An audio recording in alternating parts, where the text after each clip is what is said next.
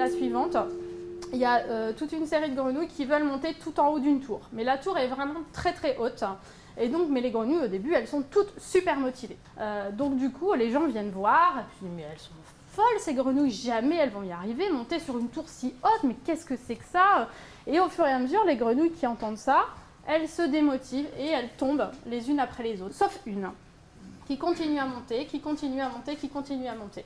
Et elle arrive, avec beaucoup d'efforts quand même, mais elle arrive à monter tout en haut de la tour. Donc les autres grenouilles vont lui poser la question, mais comment tu as fait? Et en fait là, elles se rendent compte que cette grenouille est sourde.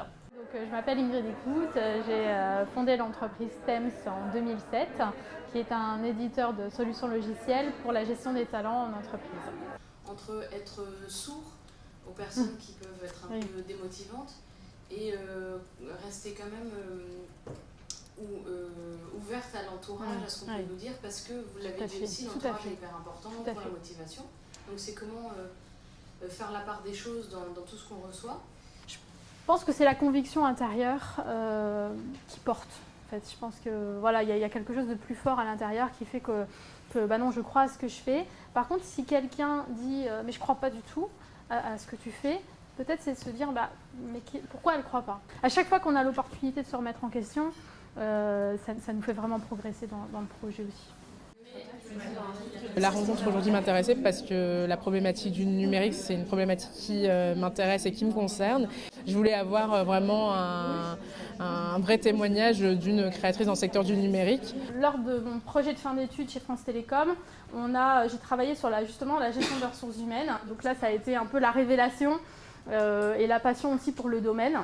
Où du coup je me suis dit voilà l'idée, et donc on est allé voir Créinov à l'incubateur. On a tapé un peu à toutes les portes en fait de ce qui existait sur la région. On a rencontré donc Denis Leroy, le conseiller de projet, qui nous a dit vous rentrez pile poil dans notre cible. C'est là qu'on a démarré vraiment cet accompagnement par tous les dispositifs qui sont mis en place dans la région. Donc là je souligne quand même la qualité de l'accompagnement de tout ce qui est mis dans la région pour la création d'entreprises, notamment sur les technologies. Est-ce qu'on vient juste avec son diplôme, son savoir-faire, son idée? Oui. Ou on a besoin quand même d'un démarrage, d'un peu de financement avant de pouvoir convaincre tout le monde d'injecter de l'argent dans une société comme celle-là? Non, on vient avec son idée, son expérience, son savoir-faire, son originalité, son envie.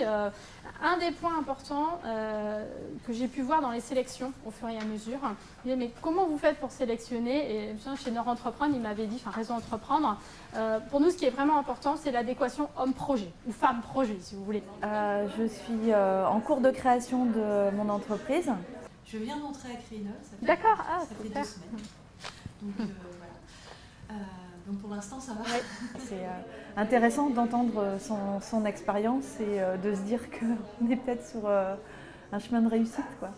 Il y a tout le parcours de la création, donc avant création. Et puis après, une fois qu'on a créé, une fois qu'on a déposé les statuts, c'est un petit peu le compte à rebours qui se met en place. C'est-à-dire maintenant, il faut commencer à faire du chiffre d'affaires. Donc maintenant, il faut qu'on gagne nos premiers clients. Mais une fois qu'on a notre premier, c'est d'avoir les 10 suivants, etc., etc. Donc là, on s'est développé, on a à peu près doublé le chiffre d'affaires chaque année, jusqu'à un moment donné, à un petit million de chiffre d'affaires, donc on était en 2013, avec des concurrents qui avaient créé à peu près en même temps que nous, mais avec des fonds 10 fois supérieurs, donc qui avaient fait des levées de fonds vraiment très, très, très, très importantes. Du coup, on se retrouvait un petit acteur, et pour continuer à se développer, parce que c'est toujours, soit je me développe, soit je meurs. Voilà, donc à un moment donné, l'idée c'était de continuer quand même à se développer. Donc on a décidé de s'associer d'une manière ou d'une autre à d'autres éditeurs. Donc soit c'était une acquisition, soit c'était on s'associait, soit c'était quelqu'un on se faisait acquérir entre guillemets. Mais l'idée c'était d'être plus gros, d'avoir une masse critique plus grosse sur ce marché. Aujourd'hui TEMS est détenu à 100% par Horizontal Software, mais tous les actionnaires dont les fondateurs, donc dont moi, sont remontés au capital d'Horizontal Software. Donc tout le monde est resté en fin de compte et a suivi ce projet.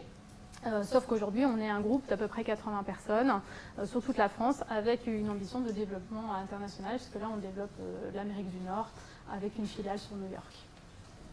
vous avez des enfants, donc est-ce que Ouais. vous dormez la nuit? J'ai découvert Initiative Pluriel complètement par hasard et en fait mon objectif c'était comme je viens tout juste d'arriver dans la région, de rencontrer des personnes, avoir connaissance d'entreprises. Elle racontait qu'elle a créé son entreprise en même temps qu'elle créait son bébé parce qu'elle était enceinte et moi-même je suis enceinte actuellement et j'avais beaucoup de questions sur est-ce que c'est toujours possible, est-ce que je ne vais pas être débordée, etc. Et en fait finalement je me rends compte que elle l'a fait et que c'est possible, donc ça donne confiance et c'est vraiment bien.